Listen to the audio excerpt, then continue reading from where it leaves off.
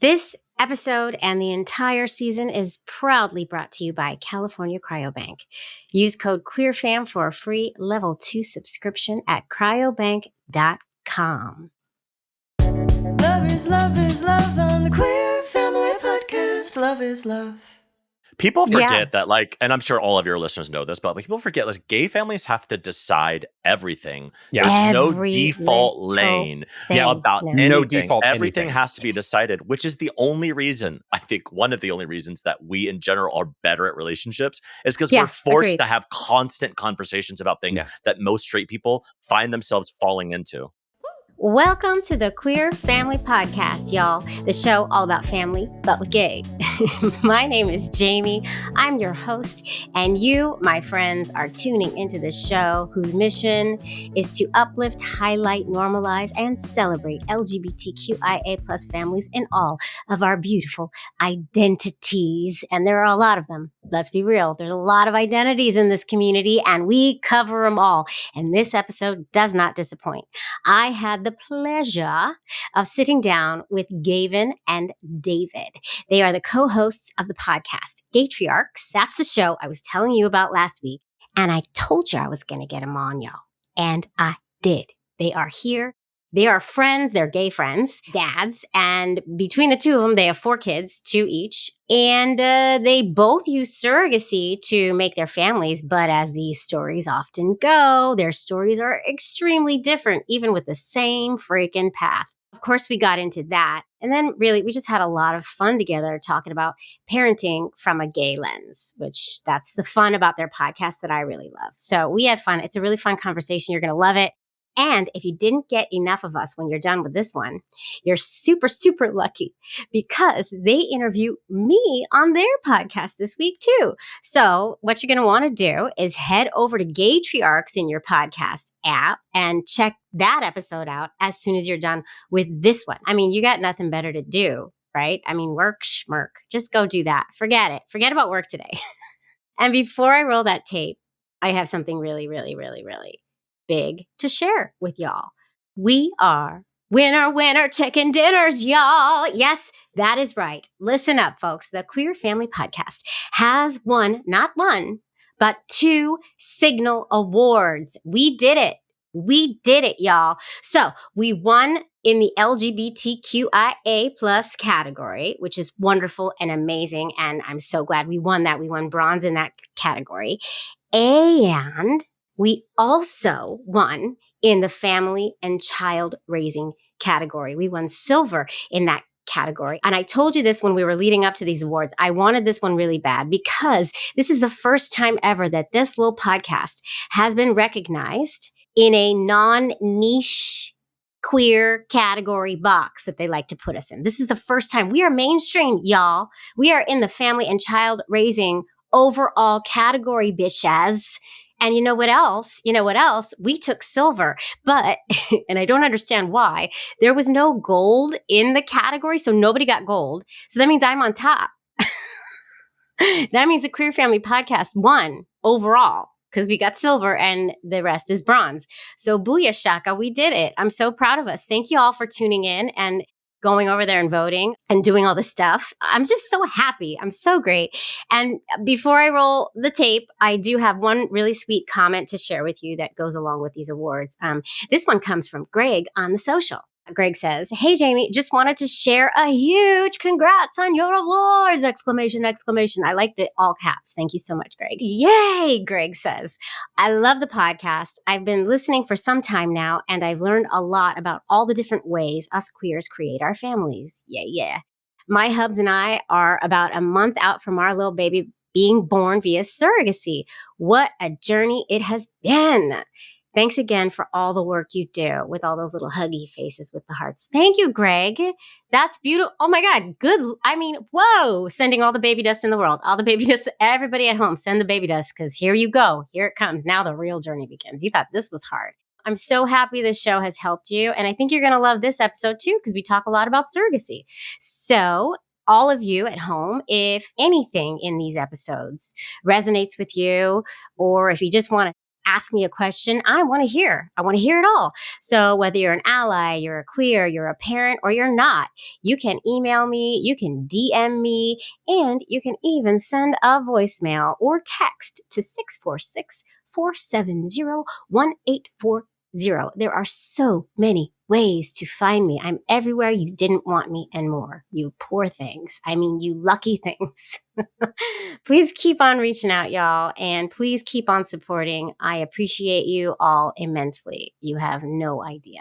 All right, it's time to roll the tape. Helen, Beulah, Nicole, the real one. Helen and Beulah, Helen keeps saying she's going to start a blog. She hasn't started the blog. Beulah's just been quiet for weeks. I don't even know what's going on with Beulah, but Nicole at least is staying consistent. So Nicole's going to roll this tape. Y'all know that Helen and Beulah are not real. They're not real. I just had to pretend I had assistants for so long. And now that I have one, I cannot lay off Helen and Beulah. They will kill me. They will literally kill me. So we're going to roll the tape. All right, Nicole and Helen and Beulah, please roll that tape. Thank you so much. I love you guys. Queer Family Podcast. Love is love.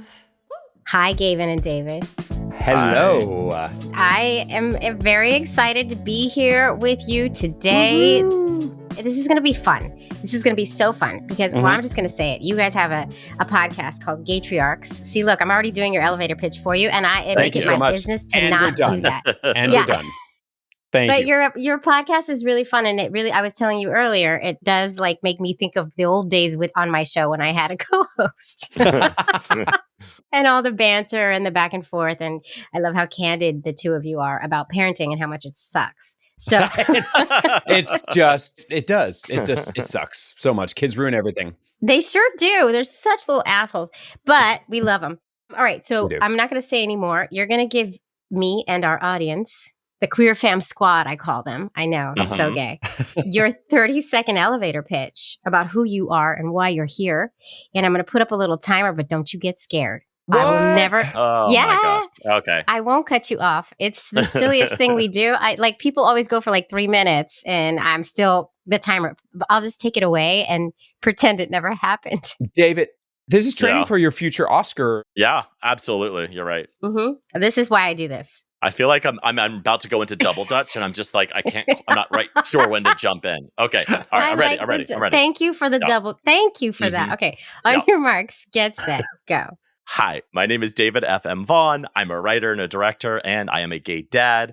I have 2 kids via surrogacy. I have a 4-year-old boy and an almost 2-year-old girl who's a nightmare. And we did gestational surrogacy, and our first surrogate was my sister-in-law, my husband's sister, which was amazing. And the second was a stranger we met on the internet who we didn't actually meet in person until she was 6 months pregnant with our child. And Gavin's turn, though. Now I take over. Do I get a fresh timer? Yeah, he gets I'm giving you a fresh seconds. timer. That was beautiful. Yeah. That was like, what, 31 seconds? Good job. So much about your kids. I'm afraid that I'm going to talk for 28 seconds about myself and then 2 seconds about my kids. But you should do that. And then we're going to find out. But Gavin, you have to present the real you. And that is the real you. That is. I mean, yes, only child. Sorry. Listen, I'm all about this. On your mark, Gavin. Get set. Go. Boom. Hi, I am Gavin Lodge. I am a gay father of 2, a 10-year-old and an 11-year-old. I currently am the director of a nonprofit organization that's trying to lift up the way Americans value arts and culture, because I was an actor for 20 years and I was in politics before that. And so this is politics and art together. Anyway, I'm trying to, of course, brainwash my kids about arts and culture and politics as well. That was a complete non sequitur, but 2 kids with surrogacy, and I love them both dearly, and I'm stoked to do a podcast about Gaytriarchs changing the narrative around parenting with my friend David F.M. Vaughn. Booyah, shaka. That was 36 seconds, so I just want to point out to our listeners that I won. David won. Fine. David won. It wasn't a competition. Yes, it was. Everything is. Thank you. But I won the competition about partnership and mentioning you, David. You did. That's cool. True. I didn't mention you at all. Yeah, you got an honorable mention. I love everything about this. And the fact that I just said it's not a competition to you, which is what I say to my children. Except it is. Constantly. Yeah. It is. It's always a competition. Who are we kidding? Absolutely is. Okay, so this is beautiful. This is amazing. We have so much to freaking talk about. I have a topic I want to talk about on your show because I'm coming on your show. So everybody has to go listen after this. Yes. We're so excited. You're going to be on our show too. Yeah. And I already have a topic. I don't want to forget it. It has to do with All right. guns. Okay, hold on to that. Okay. Guns, sweet. Love We it. talk about Love guns all the time. Love guns. Sure Get you as do. many as you can, everyone. Leave them around the house. Yeah. Mm-hmm. Toy guns. Okay, Mm-hmm. let's get into the two of you. All right. I want to know surrogacy, both of you, first of all, Mm-hmm. right? Oh, pretty pennies were spent. Pretty pennies. Well, maybe not because I don't know the whole story. Yeah.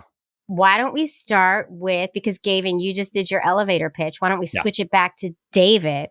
And can I ask you, when did you decide that was the path that you were going to take? And like, just take me back to you, and because you're with a partner now, are you? Or are you not? Yeah, I'm married. Yeah, yeah. Mm-hmm. Yeah, you're married. So take me back to that and the conversation, because this is one of the conversations we have like early on as queer folks when it comes to family building. There's a lot of decisions to be made. So take me back.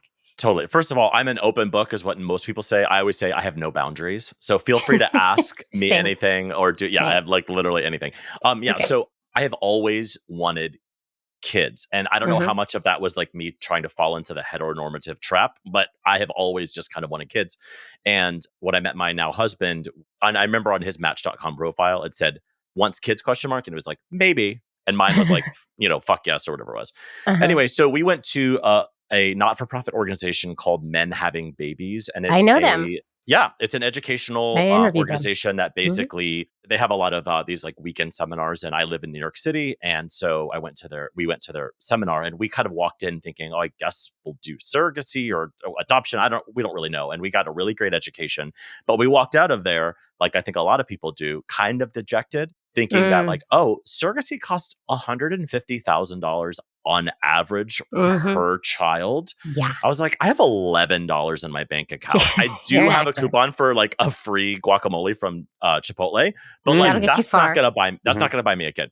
We were getting married, and our whole family came into town, and like a lot of gay men, and I don't know if Gavin has this story too, like straight women in our lives tend to often say, well, I'll have your baby someday. They kind of jokingly offer their uterus to us, which is very kind. And my sister-in-law, my husband's sister, said that at our wedding, and we were like, ha ha ha. Yeah, right. And then I was talking to my husband, I was like, do you think she was serious? Because we can't afford surrogacy, because it gets a little bit in the weeds, and I'll try to be fast, but there's a lot of parts of surrogacy. There's the compensation, which is what everyone thinks about when you have a surrogate. Like, are you going to pay them, and how much do you pay them?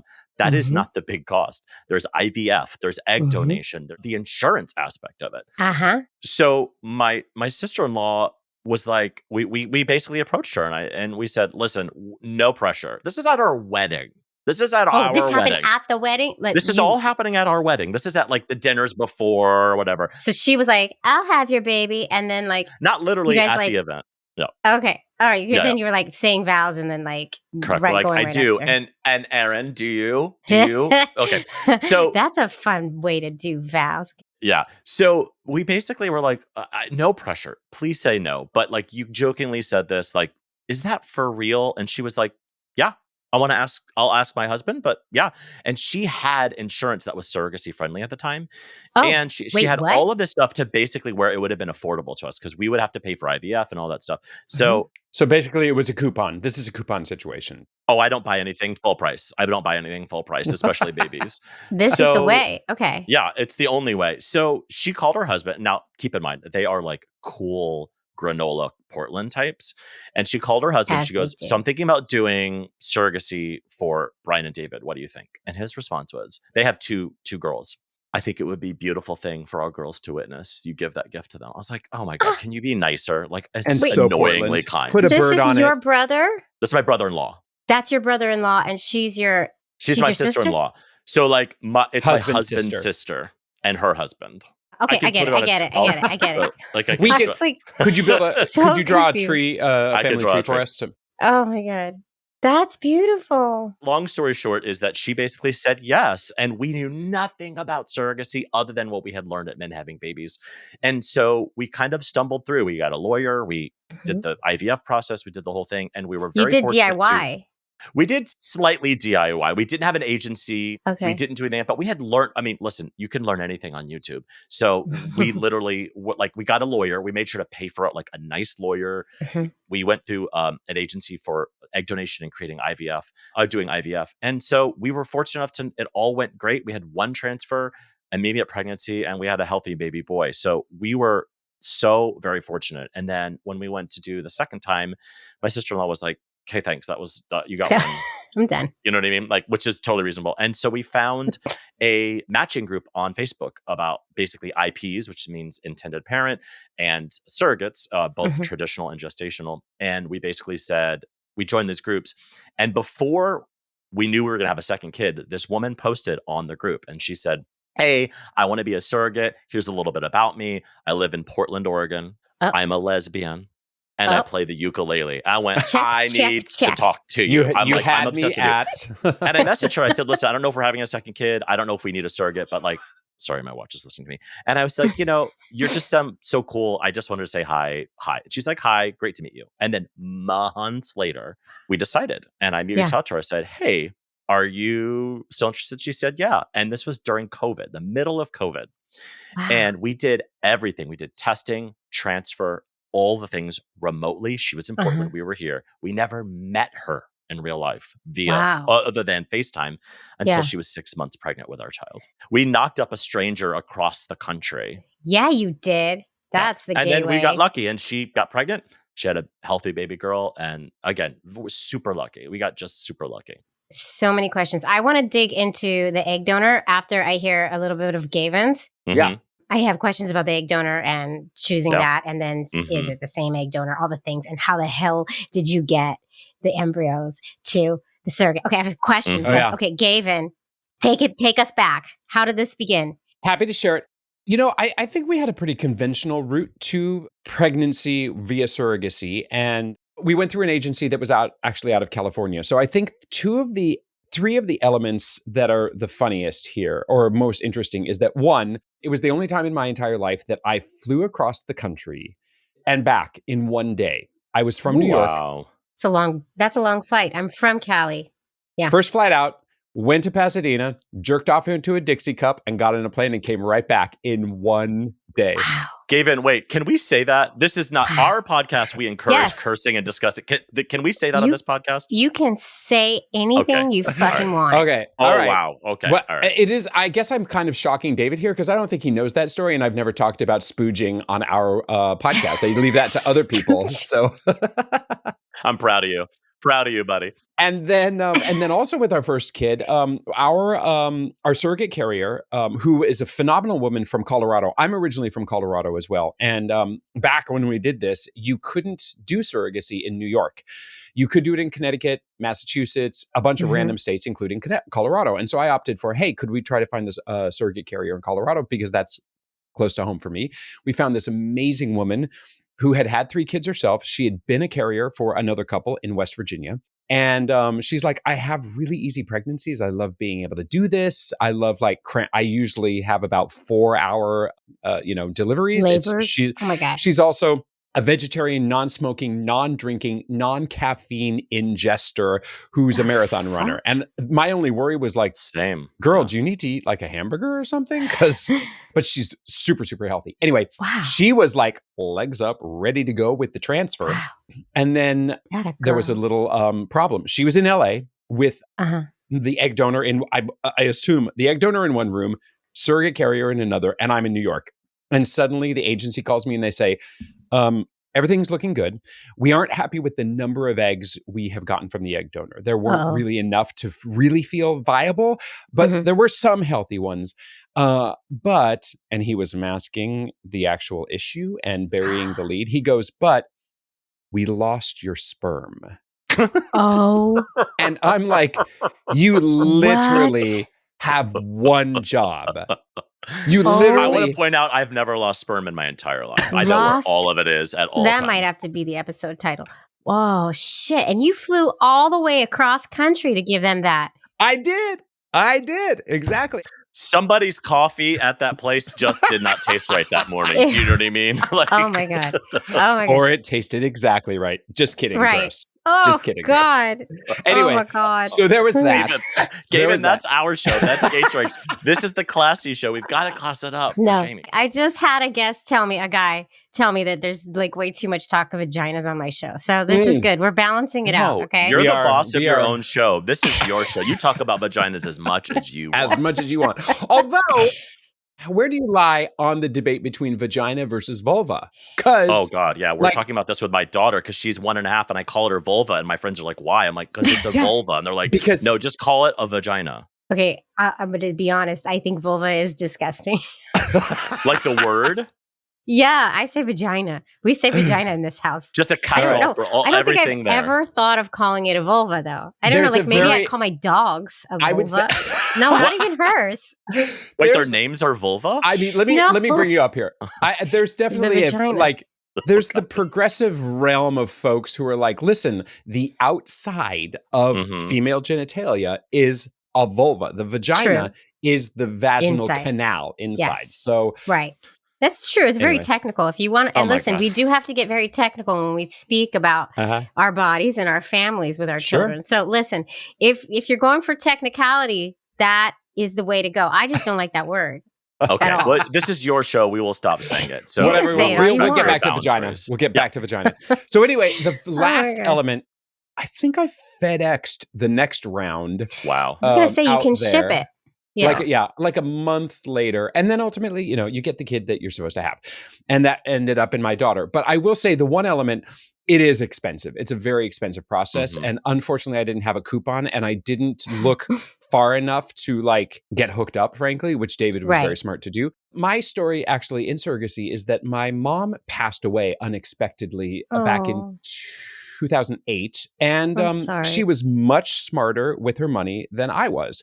And so I inherited some cash, not tons of money by any stretch, but enough to afford surrogacy. And so I have always felt like it was a beautiful circle of life that literally my mom made it possible for me to have 2 children. That's so cute. And she's in those kids, you know what I mean? She just exists totally. Yeah, 100%. Well, I want to know, what did you always want to have kids, Gavin? And, are you partnered up? Yes, I am. I have a partner of actually 19 years. We are not technically married, which is another, it's own It's because you couldn't because you couldn't for so long. Back in the 1800s, Gavin, I know. You couldn't do a lot of things. Actually, you know what it is? He got his water from a well. We save ageism for our show, David. We save the ageism for our show, okay? True. Sorry, Jamie, what did you just say? No, I said it's actually the 1900s, which is also so awful ancient up to say. I will say, actually, I came out slightly later in life, which I noticed was a topic of your podcast just a little while ago. But I came out a bit later in life, and my biggest concern, frankly, was, oh my God, what if I don't get to have kids? And so, in fact, in all of my coming out process, I'm like, but I'm going to have kids, but I'm going to have kids, but I'm going to have kids. And when the topic came up with my partner, he was like, what if I'm too selfish to have kids? What if I've never envisioned this for my life? He's a conductor. He's like, what if I have to go to Austria for 3 months? What if? And I was always like, listen, all of the what ifs you're bringing up are important things to discuss. And I think they are all surmountable. If you go to Austria for 3 months, whatever, we'll figure it out. I mean, maybe if the kids are in high school, we might renegotiate that, or maybe we'll go with you for 3 months, whatever. I mean, we have not had that dream happen anytime soon. But the idea that, what if I'm too selfish? Well, yeah, let's talk about what if you're too selfish. And also, I think if you're asking that question, it means that you have a self-awareness that means that you're not too selfish. And True. I've always said, if he wasn't a musician, he would have been a veterinarian. Of course, I think that's what he says. But he really does have a very intuitive, calming relationship with, frankly, animals and babies. And I was like, I know you're going to be a great dad. So you go ahead and invent all of the terrible scenarios you want. But this is all surmountable. And he's, in many ways, a better dad than I am, without a doubt. Oh, look at that. I think, you know what? I think parenthood is a lesson in selflessness. Like, we're all fucking selfish when we go into this. We want those babies for us, right? Oh, yeah. We have no idea that it's not for us at all. And they're not for us, nor do they care about us or our well-being, right? It's like your first lesson in selflessness. Yeah. I always tell people, when people say, do you have any advice? And listen, I have advice for days. I could go on for days. So we started a podcast. So we started a podcast. Give advice. But the one thing I always say, because I don't want to get too in the weeds, is I was like, remember your baby is joining your life. not the other way around. That's and true. to I know. have that point of view, because it's like putting on your mask before you put on the mask of your baby. You've got to be in good working order to become a parent. You have to be a full person. This is literally why Gavin and I started the podcast. And you just see so many parents who are just shells of people walking around being servants to people. And that is not a good, I don't think that's a good parent. So I would say your baby joins your life, not the other way around. It's hard though. Those little assholes come out the way they come out. I don't mean to call my kids assholes this much, but you could do it on our show when death. we interview you for our show. Call them assholes the whole time. Yeah. Queer Family Podcast. Oh, now come on, y'all. You know, I would not let us go through all that talk of finding donors and vulva speak without mentioning that I have a promo code for any of you who are in the market for sperm, who need that donor. And it's from the same cryobank I made my babies at. And it's my favorite cryobank. California Cryobank, y'all, is a full-service sperm bank. And for over 45 years, that's as old as me. That's a long time. For over 45 years, California Cryobank has proudly helped tens of thousands of LGBTQIA plus clients create the family of their dreams, including myself and many folks I know. They are the #1 sperm bank in the U.S., and they ship to over 40 countries, and they have one of the largest and most diverse selections of sperm donors, which is huge, y'all. To learn more, you're going to visit cryobank.com. That's cryobank.com. And you're going to use promo code QUEERFAM. That's QUEERFAM for a free level 2 subscription to their donor catalog. Go ahead and make those babies and then come on my show and tell me about them. All right, go do that. Go get that promo code. QueerFam, QueerFam. Love is love. It's beautiful. Now, how did you decide, and I still want to find out about your egg donors, but how did you decide, and any one of you can take this, who was going to be the gestational parent? Who was going to jizz in the cup, so to speak? I'll go first. So we basically did, I think I think Gavin did this too. A lot of gay men will do this where they will get eggs donated. So like for us, I think we had like 24 mature eggs, and then they split them in half, and then I fertilize half of them, my husband fertilized the other half, and then whatever embryos result, then you have kind of two sets of eggs and so what we loved about it, and I think most gay men love about it, is that if you have two kids and one from each dad, the kids are still related to each other via the egg donor. So there's this kind of genetic siblingness to it, and then also the kind of arrogance to it, which is like, oh, that kid looks like me, that kid looks like me. And so that's what we did. And the beauty also of two folks without uteri, the beauty of it is that you can also put both in at the same time. You can get twins that are biologically connected to each of you.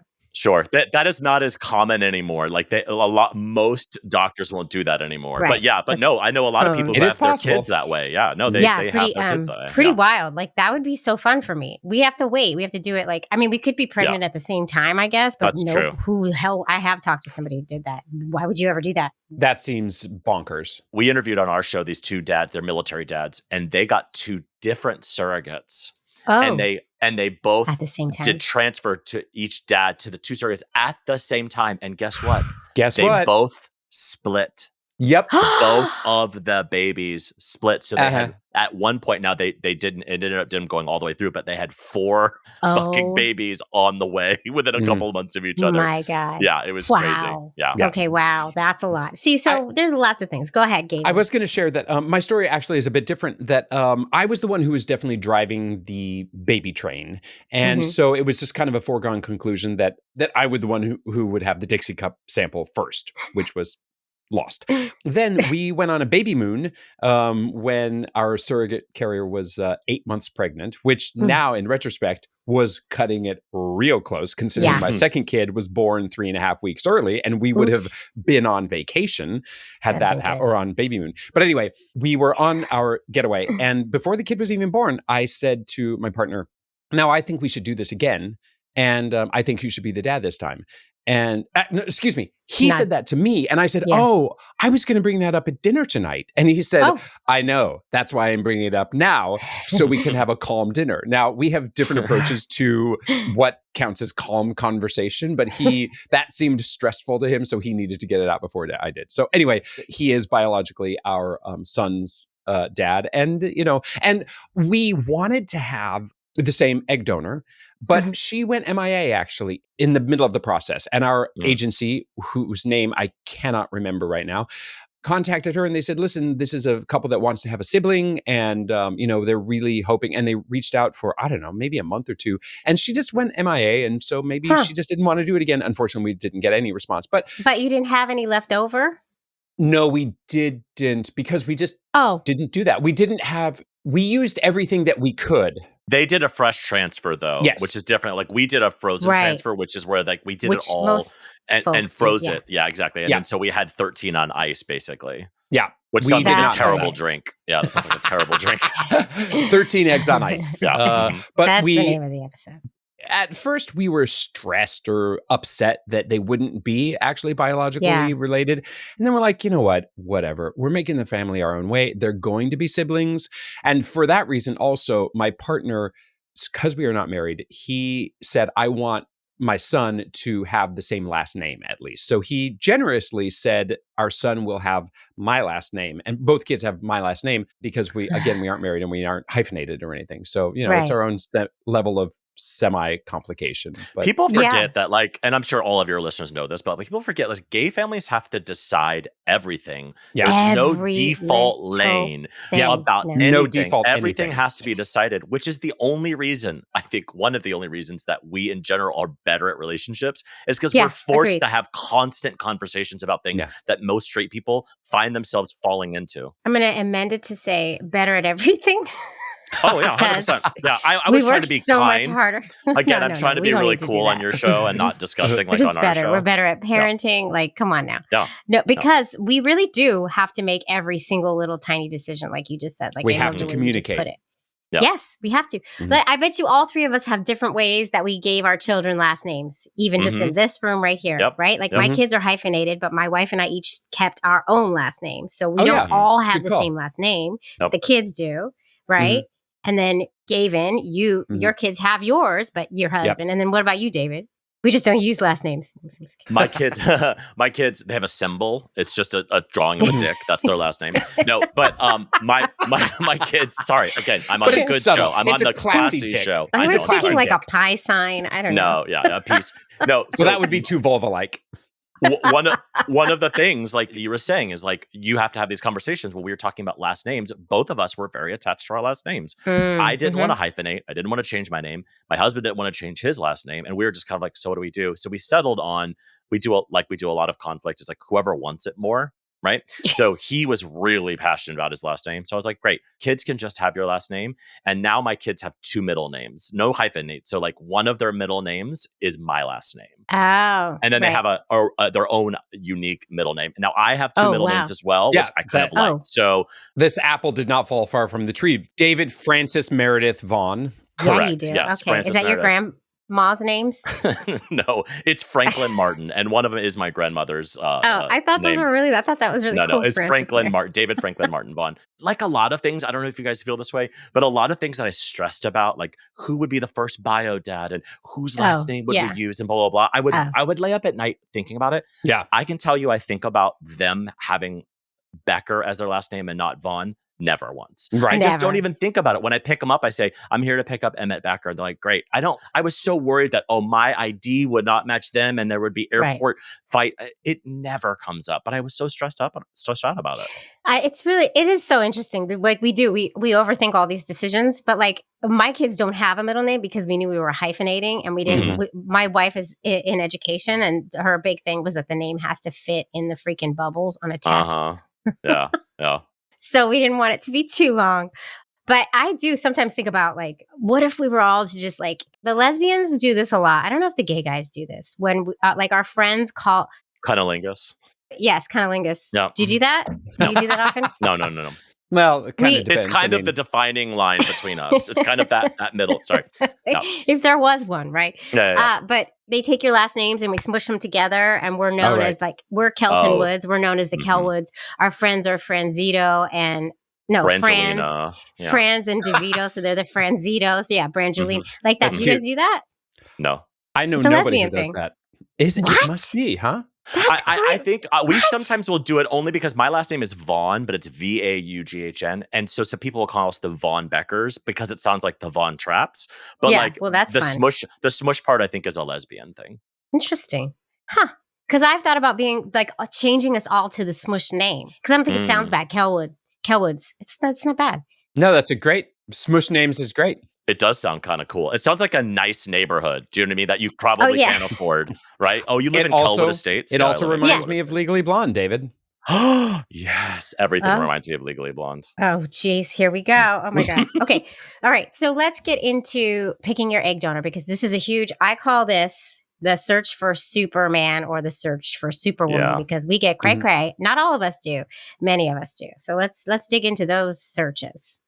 It is to date the weirdest thing I've ever done. I've done a lot of weird things in my life. Gavin knows most of them, and it was the strangest experience of my life, because those of you who haven't shopped for biological material, it's a Hinge date from hell. You are swiping these profiles, and what happens is you just go, what am I looking for? Because there's the obvious ones I think everyone knows, right? Race, body type, age. Like there's these things that you kind of like are already have an idea of what you want. But then you start getting into the weeds because you're like, well, she only has a BFA. She doesn't have a master's. I'm like, what? You pay extra for those in sperm. You sure I don't do. know about you. Oh, you sure do. And every agency is different, right? Some agencies will give you pictures of them as kids or as adults, or we got like a 5-page medical history plus like a little bit of a Q&A, like what are your hobbies, all that stuff. And we were having one of those days where we were going through these things and we were both so stressed out. We were at each other's throats, and it just was like, we finally just said, let's decide what's important. So like any sort of medical things or race or body type. First of all, you'll find out you've got a lot of demons in your closet when you start looking at people and you're like, I don't like her. And you're like, why? Yeah. Why don't you like her? And you go, because I realized I'm being biased against her weight or her height or her skin tone. Like, you just, it forces you to make those decisions. But what we realized was we chose the important parameters for us. And then we just choose the woman we chose. My husband says, I just looked at her face and I went, she just has a kind face. And I wanted to choose her. And that was really important to us because we were so desperate for that decision to be over. And what's hilarious, like going back with the names and everything, for me, and I don't know if you guys feel this way, I now think of our egg donor and who she is and their influence on my child never once. Because my kids are my kids. So and true. anything good they do is because of me, and anything bad they do is because of my husband. So like I never say like, oh, obviously. Well, your egg donor listened to country music, so that's why you're a MAGA or whatever, you know? So So anyway, that was my personal experience with that. Yeah.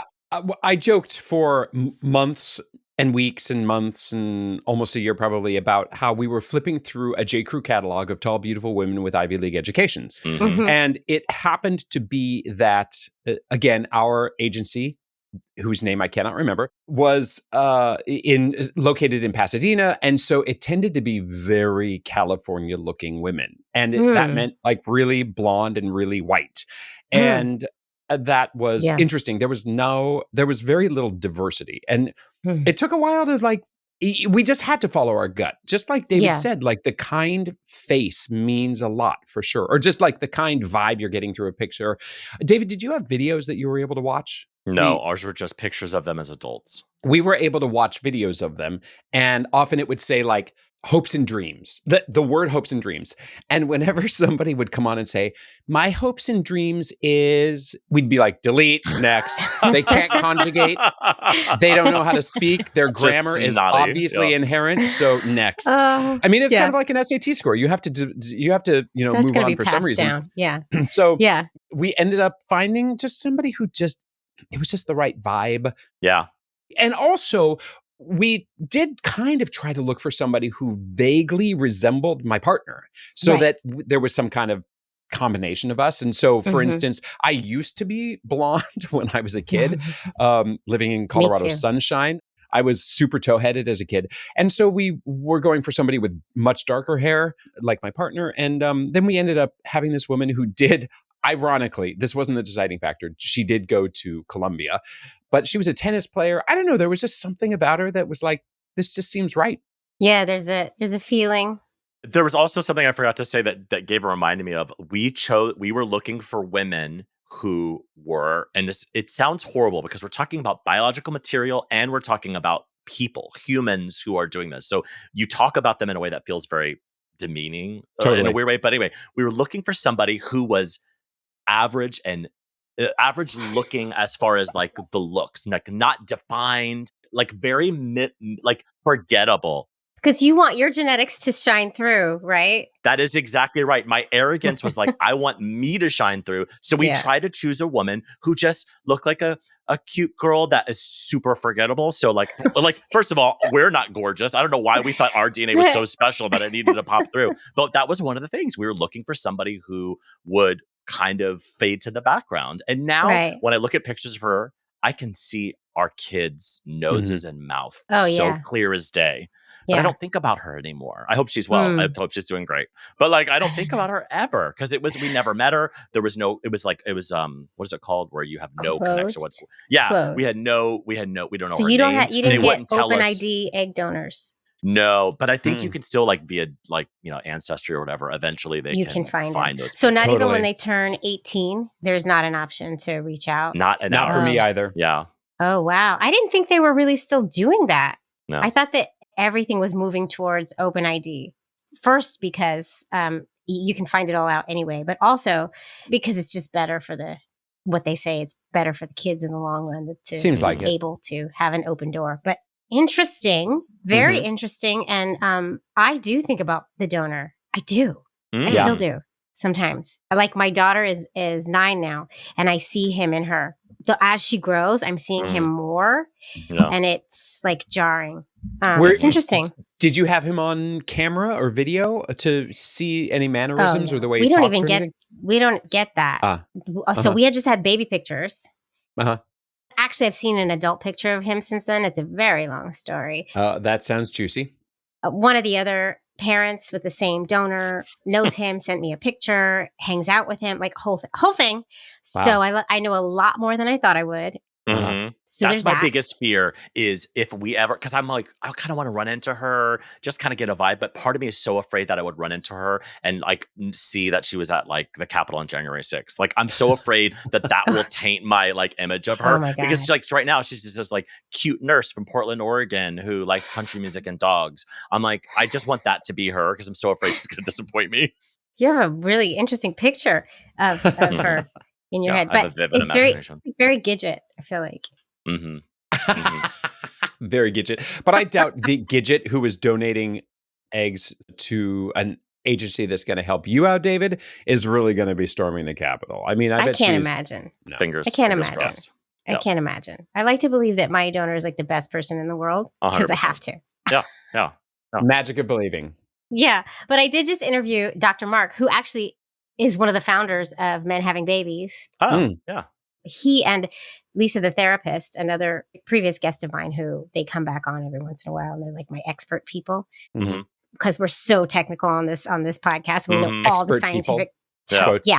Yeah. So they're my expert people, but I just interviewed them about the donor search, and their book is all about like donor conceived people and our families. And they said what you should.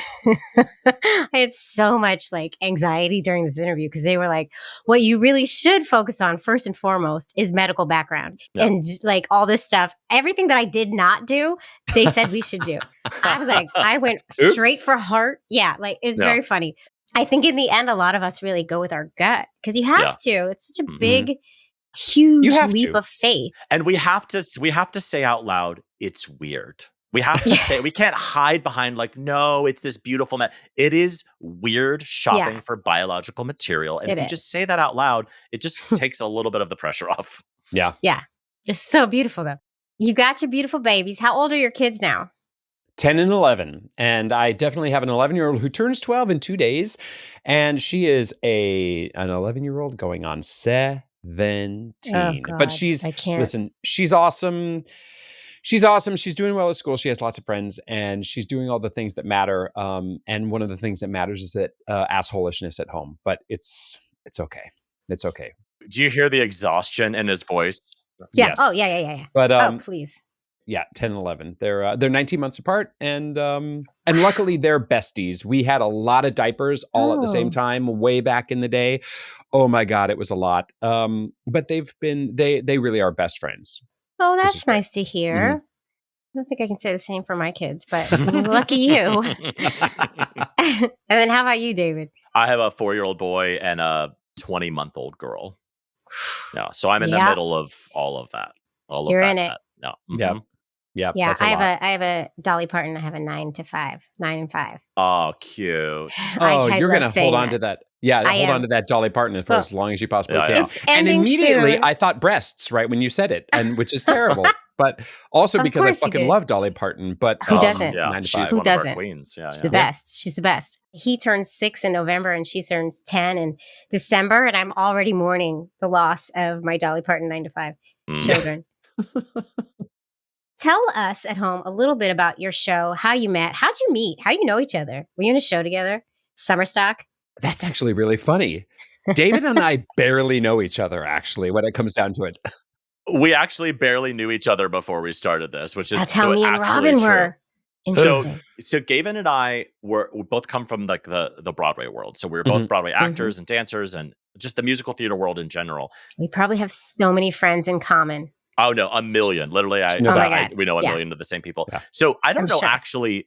I don't know when or how we met other than through our mutual friend and then that audition. But the most recent time was, what is it, like 10 years? No, not 10 years ago, maybe less than that. I was directing a show and Gavin came to audition for me. Yes. And he came in and I reached out to him afterwards. I was like, oh yeah, like he by the way, he didn't book it. But to be fair, the role was already cast. He just didn't know that. But it's usually the case. It's usually the case. And I wasn't allowed to tell people. It was a whole frustrating thing. I wish I got so frustrated with that particular job, but that's another story. And I reached out to him and I think we had like lunch or something. I was like, oh yeah, we like each other. Why aren't we hanging out more?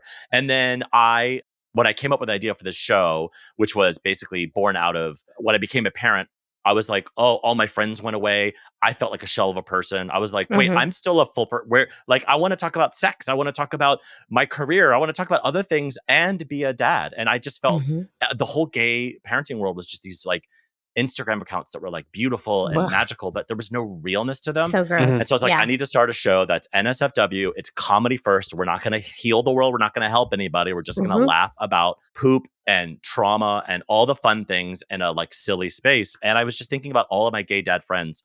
And I just kept thinking about Gavin, honestly. I just kept like, I have other gay dad friends, but I was like, I just want somebody who gets it, who's funny, who comes from the musical theater world. We constantly talk about musical theater.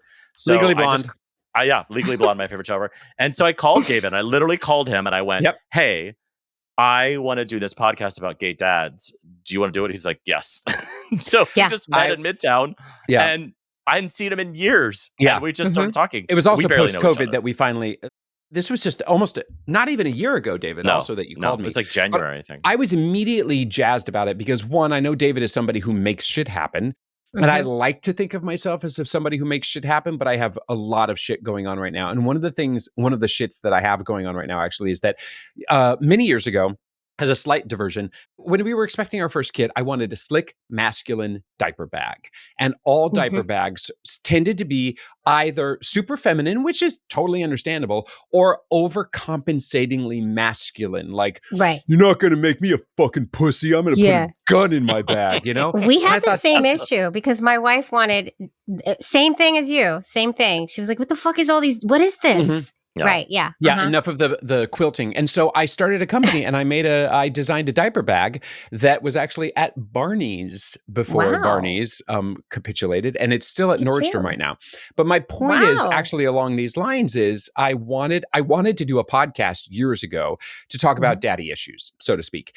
And now my notion wouldn't have immediately been about comedy, but it definitely would have been like, the kids are awful and they ruin everything, but we love every second of it. Same basic vibe, but I just could not get my shit together. And it was scary. As we all know, it's scary to like take that artistic leap that you're doing something and you're putting it out there and you're making yourself vulnerable and whatnot. And luckily, David came up with his vision of this, and he said, will you go on this journey with me? And I was like, absolutely, especially if you will be the leader of it, frankly. Right. And so there is no doubt about it that David is driving this train, and I do as best I can to keep on the train with him, and I love every second of it. But I needed somebody like Gavin because I will just go off talking about disgusting, horrible, gross things. It's true. And I needed a little bit of like, yeah, but don't we love our children? I was like, oh, yeah, I guess we do. Yeah, I needed somebody to pull me down to earth. I literally am the straight guy to David's. Which is ironic because he's very gay. I mean, we're all very gay in his film, aren't we? That's true. You sound so much like Robin and I, my previous co-host, who we started this together. Same, like, because we wanted to be real about it too, but also, uplift our families because there was no space for us. Yeah, totally. Yeah, but there's so many similarities. I hope you all have a better working relationship than we did in the end. It's all about, it's all about communication. It is about communication. And we've had some growing pains that we've been able to push through, though, I think, too, which is normal because it's a marriage. You're in a marriage right now. We have a relationship. Yes, we absolutely have a professional marriage right now. And, and it's hard too because Gavin lives in Connecticut. I live in northern New Jersey. We've recorded one episode in person, and it was episode number 1.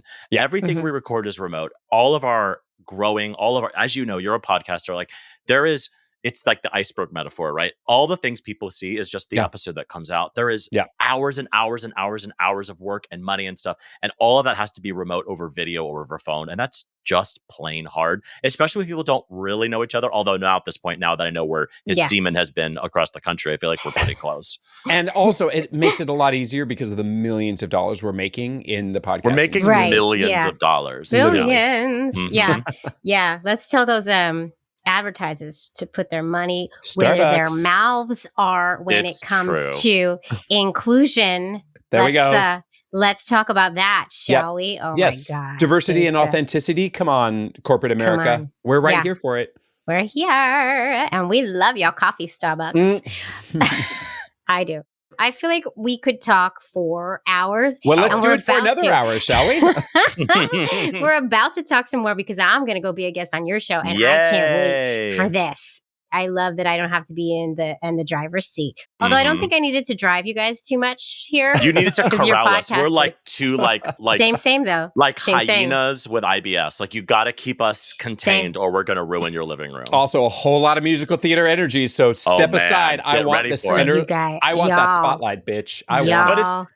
But going back to our show really quickly before we end, I understand that shows like your show and there are a few other gay dad podcasts or gay parent podcasts. Like I think all of them are important. I just know that for me, what I wanted was something. I listened to a lot of podcasts and some were very serious, but I wanted something that was like, can we all just sit around with a glass of wine and laugh and tell horror stories, and then that be the end, and not have to think too hard, just literally throw away. Like I really wanted that spirit because I know that we need to educate and we need to do that stuff, but I think we also just need to fucking laugh and lighten up and sit around and be like, when did you get shit on? Well, I got shit on here. And those kind of stories to me coming from the musical theater world, like when we all get in a room, what do we tell? Horror stories. We tell about the time that somebody didn't show up for the end of West Side Story and nobody shot Tony. So then what are we supposed to do? Tony and Maria just get together? No. So anyway, so that's partly why I created the show. Well, this has been such a pleasure. I can't wait to shoot the shit with you and talk parenting drama because I got a lot of it, and musical theater stuff because I got a lot of those stories. And I can't wait to find out who all of our mutual friends are because I think we have a lot of those too. But thank you for representing with your podcast as well. We hold you up. We want to grow up to be like you, Jamie. So thank you for paving the way for the rest of us. I don't think that's you need to aim higher than that. But thank you so much. Thank you. When we started this show, there wasn't another show. Now there are a handful. You know, we are one of many now. But when I started 6 years ago, there wasn't a show. Right? So that's how far we've come, but we still have so much further to go. Because we have to be seen as not niche at some point in this world, right? That's for sure. Ugh, yeah. But anyway, I appreciate you so much. Thank you so much. Thank you. And I'm going to see you in a second anyway. Thanks so much. See you soon. Queer Family Podcast. A special thanks once again to our sponsor, California Cryobank. Don't forget, y'all, use that code QUEERFAM, QUEERFAM, for a free level 2 subscription to their donor catalog. Go make those babies, y'all, and then come tell me about it. Go make them. Go ahead. Go ahead. Love is love. Whew. Well, folks, I hope you enjoyed that episode as much as I enjoyed it. And if you did enjoy it, feel free to listen to another or watch another. I have so many episodes for your listening or viewing pleasure. Just go pick one and enjoy. There's a lot. There really is. And also, if you really do like this show, please, I know I say it all the time, but please do consider supporting the show on Patreon. You're just going to go to patreon.com/The Queer Family Podcast. You're going to pick a tier, you're going to join, and you're going to get that bonus content. And you're also going to get my love and adoration for the rest of my life. I love you all. Thanks for tuning in. Keep on tuning in, and I'll see you next time. Mwah.